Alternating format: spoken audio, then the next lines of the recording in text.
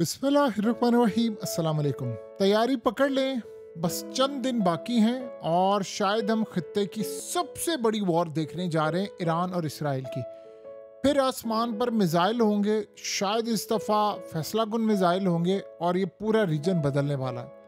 हुआ ये है कि नेतन्याहू इस वक्त दौरे पर पहुंच रहा है अमेरिका में 29 दिसंबर को, और अमेरिकी मीडिया ने इस दफ़ा जो कहा है वो बड़ा ख़तरनाक है। कहा डोनाल्ड ट्रंप से मुलाकात करने के लिए जो इस वक्त नेतन्याहू पहुंच रहा है, वहां पर वो उसको कहने जा रहा है कि हम स्ट्राइक करने जा रहे हैं ईरान के ऊपर और अमेरिका हमारा साथ दे, क्योंकि ईरान ने अपना एटमी प्रोग्राम शुरू कर लिया है, तो अब हमें फाइनल मूव करनी पड़ेगी। यानी असल में वो अमेरिका को कह रहा है कि अब हम वॉर लड़ने जा रहे हैं और तुम अब हमारे साथ आओ और एक तो दो काम करो, हमारा दिफा करो, जो ईरान के मिसाइल आएंगे उनको रोको, और ये फाइनल रिजीम चेंज ऑपरेशन होगा। क्योंकि ईरान ने देखिए इस दफ़ा जो अटैक करना है वो इन दोनों में से किसी एक ने रहना है। ये इस तरह वाली सूरत हाल है, या वो रहेंगे या ये रहेंगे, क्योंकि इस दफ़ा फैसलाकुन मरला है। और इस मरहले में अब मामला सामने आया है कि नेतन्याहू डोनाल्ड ट्रंप को ये कहने के लिए जा रहा है कि हम अब ये अटैक नहीं करने जा रहे, हम ईरान का फाइनल फैसला करने जा रहे हैं, तो अब आप हमारे साथ। इसमें रिजीम चेंज ऑपरेशन भी है, आयतुल्ला को मारना भी है, और ईरान के आर्मी चीफ को टारगेट करना है, ईरान के जर्नैलों को टारगेट करना है, काफ़ी सारे। अब हुआ क्या है कि अचानक ये मामला क्यों? देखिए, एक तो ईरान हो गया बड़ा ताकतवर, दूसरा ईरान ने ये शख्स, आप देखिए जो आपकी स्क्रीन पर आ रहा है, इस शख्स को ईरान ने लटका दिया है, इसको सजाए मौत हुई है। क्यों हुई है? इसने इतराफ़ किया है कि इसने 200 मिशन इसराइल के मुकम्मल किए हैं जासूसी के, जिसमें मिलिट्री साइट्स की तस्वीर और इसका पूरे का पूरा नेटवर्क काम करता था। ये मुकम्मल तौर पर इसके छोटे बड़े मिशन थे, कहाँ डिफेंस सिस्टम लगा है, ये जो हालिया जंग हुई है उसमें भी किरदार, यानी इसकी पूरी टीमें काम करती थी। और ये करता गया था कि इसराइल की इंटेलिजेंस एजेंसी जो मोसाद है उसको सारी इंफॉर्मेशन देनी, इसके ताल्लुकात थे जर्नैलों तक, बड़े लेवल तक। इसके पीछे जाहिर सी बात है इसका पूरा नेटवर्क पकड़ा गया। पेमेंट ये वसूल करता था क्रिप्टो करेंसी में, जो इसको मोसाद के लोग ट्रांसफ़र करते थे, और उसके बाद ये सारी जगह, यानी बहुत अमीर इंसान भी था। इसको पकड़ा इन्होंने, उसने इतराफ़ किया 200 मिशन का, और उसके बाद इन्होंने इसको लटका दिया। अब जो सूरत हाल पैदा हो रही है वो क्लियरली असल में जो इसराइल का एक बहुत बड़ा नेटवर्क कायम है ईरान के अंदर, उस नेटवर्क में बहुत सारे लोग पकड़े गए। अगर ये कहना कि ईरान ने सारे लोगों को पकड़ लिया है, बिल्कुल गलत है। इसमें कोई सच्चाई नहीं है कि 100% नेटवर्क उनका ख़त्म हुआ है। यस, ये सूरत हाल है कि नेटवर्क काफ़ी हद तक आप कह लें कि ख़त्म भी हुआ है, इसको पकड़ा है, लेकिन उसके साथ और लोग भी आ जाएंगे। इसराइल को सबसे बड़ा झटका ये लगा है कि पिछली दफ़ा लोग नहीं निकले थे और लोगों को ये बात पता चल गई थी। ईरान के अंदर एक चीज़ पाई जा रही है कि लोगों को इस बात का बड़ी शिद्दत से एहसास है कि आज चलो जो भी हालात हैं, जैसे भी हालात हैं, कम से कम मुल्क चल रहा है। जिस दिन ये इसराइल वाला मामला हुआ, रिजीम चेंज हो गया, हम इससे भी जाएंगे और उसके बाद हालात हमारे ख़राब हो जाएंगे। उन्होंने शाम का हाल देखा है, इराक का हाल देखा है, सबका देखा है। एटलीस्ट अभी कुछ ना कुछ सिस्टम चल रहा है। और इसकी कामयाबी रिसेंटली आयतुल्ला को मिली थी कि जब इसराइल ने रिजीम चेंज ऑपरेशन करने की कोशिश की, लोगों को बाहर निकालने की कोशिश की, तो वो नाकाम रहे, यानी वो इसराइल निकाल नहीं पाया।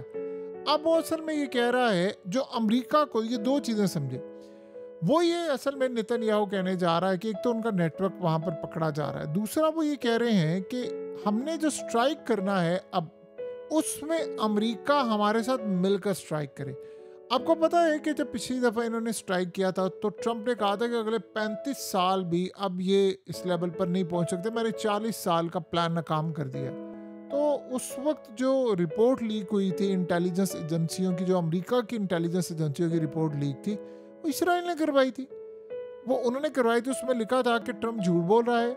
उनका कोई, उन्होंने तस्वीर समेत सब चीज़ें जारी कर दी थी कि ईरान का एटमी प्रोग्राम महफूज है, वो मुंतकिल कर दिया था सब कुछ, और ट्रंप ने झूठ बोला है, कोई ऐसा स्ट्राइक नहीं था जिसमें ईरान को नुकसान हुआ।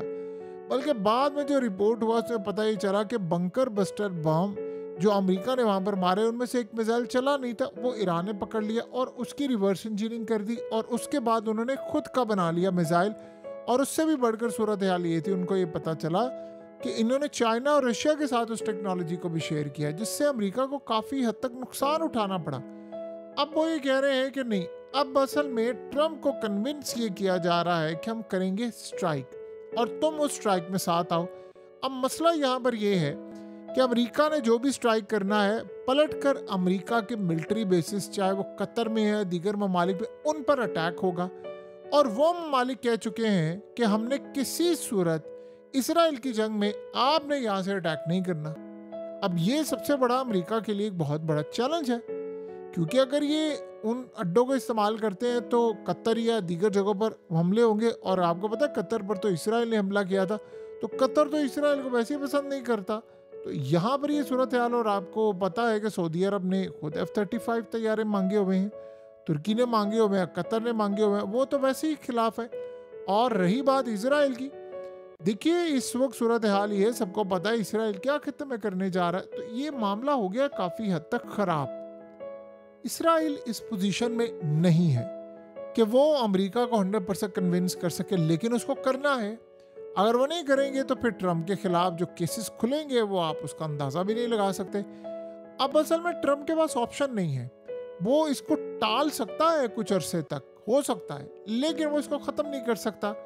और याद रखिएगा पिछली दफ़ा जो सूरत हाल हुई थी उसमें नेतन्याहू ने धमकी ये दी थी कि हम एटमी हमला करने जा रहे हैं ईरान पर, अगर तुमने हमला ना किया तो हम हमला कर देंगे। तो उस वक्त फिर ये हुआ था कि हमला हुआ था और फिर ईरान ने जो मिसाइल मारे थे वो बड़े ख़तरनाक थे। इस दफ़ा की सूरत हाल ये है कि ईरान नहीं चाहता कि लड़ाई हो, लेकिन इसराइल चाह रहा है लड़ाई हो। दूसरा सबसे बड़ा मसला ये है कि अमेरिका ने इसराइल को कहा है कि ईरान इस दफ़ा जो मिसाइल इस्तेमाल करने जा रहा है, जो टेक्नोलॉजी है, गालिबन रशिया ने उनकी मदद की है, चाइना उनकी मदद कर रहा है। इस दफ़ा वाली सूरत हाल ये नहीं है कि आप उनके सिस्टम डिसेबल कर देंगे। अगर आपने हमला किया तो हो सकता है 2-3 हज़ार मिसाइल एक ही रात में चल जाए, जिससे इसराइल के बहुत सारे शहर तबाह होने का खतरा होगा। तो पिछली दफ़ा जैसे मिसाइल चले थे, इस दफ़ा वो मिसाइल चले, लेकिन इस दफ़ा जो चले वो रुक ही ना पाए, क्योंकि ईरान ने इस जंग से, देखिए एक तो कामयाबी उनकी रही है, वो क्लेम करते हैं, दूसरा उन्होंने सबक बहुत ज़्यादा सीखा है। ईरान की सिर्फ नाकामी अगर रही थी तो वो जासूसी वाला मामला, वहाँ पर वो कामयाब नहीं हो पाए। उनके लोग मारे गए, उनके साइंटिस्ट मारे गए, उनके बहुत सारे लोग मारे गए और वो काफ़ी हद तक एक बड़ा नुकसान था। तो अब असल में ट्रम्प कन्विंस नहीं है इस बात पर कि हम ये जंग करें। और ये बात आप ज़हन में रखिएगा कि अगर इस दफ़ा ईरान को कुछ होता है तो रूस का अगला नंबर है, तो रूस की बड़ी कोशिश होगी कि हम इसको बचा कर रखें, हम ईरान को कुछ ना होने दें। और देखने वाला मामला ये होगा कि अगले कुछ अरसे के अंदर हालात किस जानिब जाते हैं। बहरहाल इस दफ़ा ये समझ लें कि खत्ते की जो लड़ाई है, क्योंकि अगर किसी वजह से लट से ईरान को कुछ होता है, रजीम चेंज हो गया या नाकाम हो गया या कुछ हो गया, क्योंकि मेन टारगेट इस दफ़ा ईरान की सुप्रीम लीडर आयतुल्ला है। इसराइली समझता है कि अगर हमने उनको मार दिया तो अगली सूरत हाल में हम बाकी लोगों को, जर्नैलों को इनको खरीद लेंगे और कोई आ नहीं सकेगा। जैसे देखिए इस दफ़ा हुआ क्या है कि आपने गौर किया कि हिजबुल्लाह की जो क़यादत हसन नसरुल्लाह के जाने के बाद हुआ है, हिजबुल्लाह में वो दमखम नहीं रहा, वो लेवल नहीं रहा उनका, और उनमें फूट पड़ी हुई है, उनके लोग वो नहीं हैं, बहुत सारे निकल गए हैं। हिजबुल्लाह उस लेवल की जमात नहीं रही जो हसन नसरुल्लाह के दौर में हुआ करती थी, जो उसने काम किया था। और ये बात इसराइल को पता थी, उसने उसके बाद 1, 2, 3, 4 दर्जे की निचली क़यादतों को भी मार दिया था, जो आता था मार देते थे, इतनी बड़ी मुखबरी थी। तो वही समझ जाएंगे अगर आयतुल्लाह को हमने कर दिया तो उसके बाद इनके जो अहकामात है, इवन के उन्होंने वसीयत कर दी है, कौन इन पर अमल करवाएगा?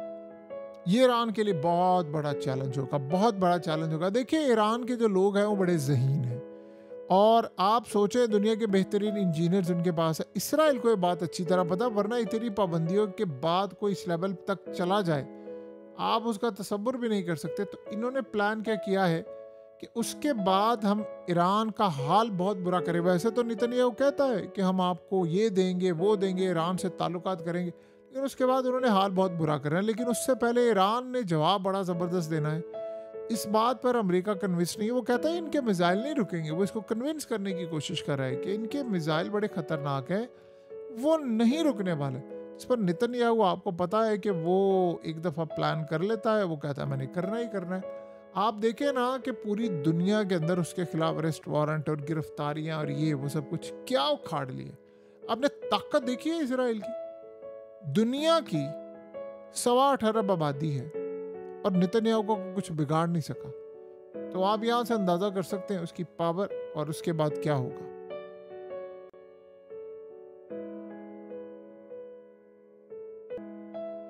हकीकत टीवी को सब्सक्राइब करना मत भूलें, वीडियो को लाइक करें, शेयर करें और कमेंट सेक्शन में अपनी राय का इजहार ज़रूर करें।